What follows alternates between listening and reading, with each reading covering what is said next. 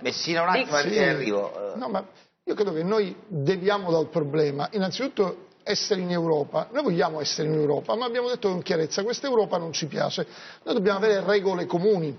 E allora il tema è questo, partiamo dal credito, per esempio. Se la Banca Centrale Europea eroga allo 0,25 alle banche nazionali, ma per quale motivo il credito alle imprese in Germania, mi scuso con Romano, perché parlo sempre della Germania, ma perché in Germania il credito alle imprese è al 2% e le banche ci guadagnano pure sicuramente partendo dallo 0,25 e in Italia il credito alle imprese quando c'è, perché normalmente non te lo danno, va oltre il 7, 8, 10%. È chiaro che non è competitivo, ma è chiaro che le imprese italiane non possono essere competitive. Il problema non è il centro per l'impiego, il problema è creare nuova occupazione. Se noi siamo un'Italia che crea esodati, il tema degli esodati nessuno lo affronta. Pelù diceva ieri degli 80 euro, vogliamo un attimo fare un accenno.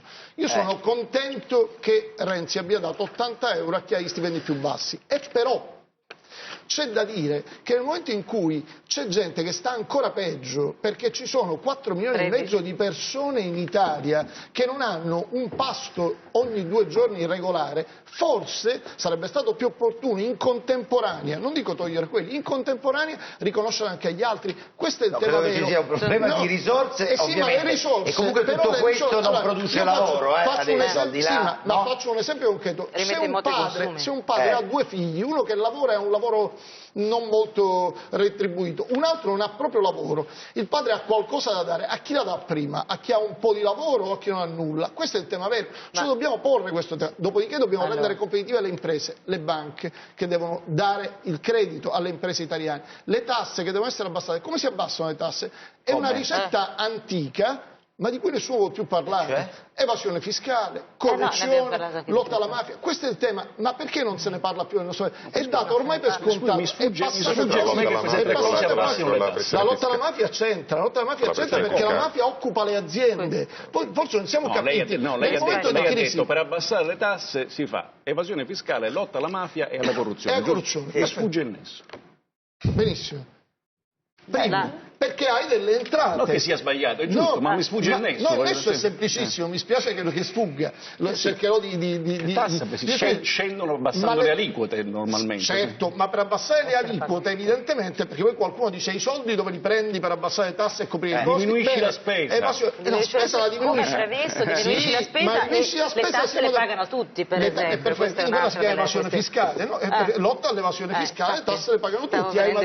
Sono la lotta all'evasione fiscale è una cosa talmente giusta e bella che lo dicono tutti. Il problema è che aumenta la pressione fiscale, ovviamente. Ma certo, sto dicendo una cosa talmente ovvia che... Perché non si fa un'efficace lotta all'evasione fiscale? Perché se si riesce a far pagare le tasse a tutti, evidentemente si cala e si abbassa la pressione fiscale. La corruzione incide nel nostro paese 60 miliardi di euro l'anno. E allora o si interviene, si sa dov'è la corruzione. Questa è una sciocchezza inventata